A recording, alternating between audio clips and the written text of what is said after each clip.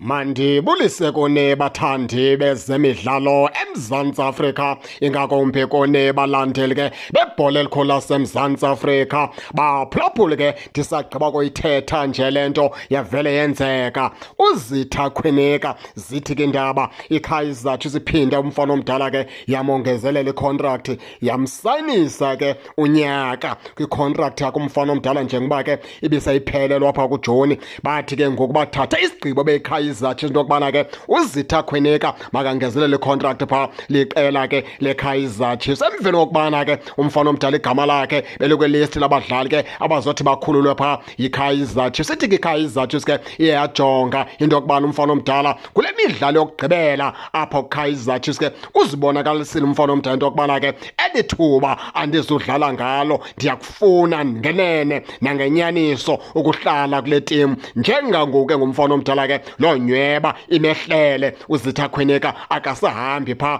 kwiqela ke leKaizer Chiefs. Kaizer Chiefs ke imsayinisile umfana omdala yongeza ke unyaka kwicontract yakhe, into ethetha ukuthi umfana omdala ke usayiniswe phaa unyaka oyi-1 phaa liqela ke leKaizer Chiefs. Omnye ke umntu ethe wabeke uyamenyezelwa phaa ngukapteni kweqela ke leKaizer Chiefs Yusuf Marti, umfana omdala naye kuthiwa ke ude wasayina namhlapha ke umfana omdala emva kokubana naye icontract yakhe ibiphelelwa phaa ke kuJoni. Kaizer Chiefs ke ithe amsayinisa ke naye phaa uYusuf Marti, naye umfana omdala ke usayinile kwakhona neqela ke leKaizer Chiefs umfana omdala, into ethetha ukuthi ke loo makhwenkwe amabini ayaya phaa kwilizwe laseNetherland akwitim ke bheka phaa eNetherland ezi players ke zeqela leKaizer Chiefs ngokusemthethweni. Into engakaveli ke yinto kaSamkelo Zwane, into yokubana ke ingaba bacinga ntoni na ngayo umfana omdala abakacacisi, ngoba naye usephanga phakathi akakalishiya iqela njengoba ke besinebale into yokubana ke abadlali abathe babe ke sebeyishila iqela ke leKaizer Chiefs ngokusesikweni nguNjabulo Blom, nguSabelo Radebe, nguChiva Vero, nguDove, nguMduduzi Mdantsane.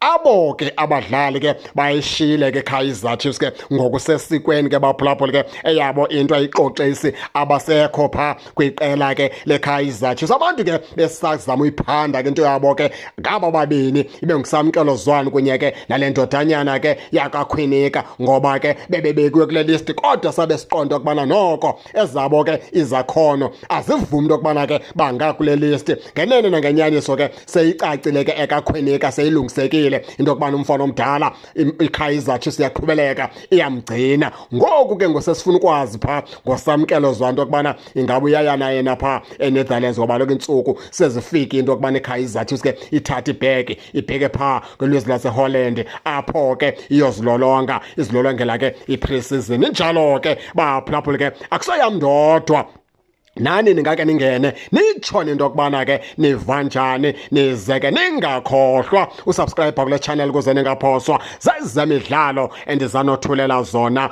kwixa elizayo. Kakuhle babukeli.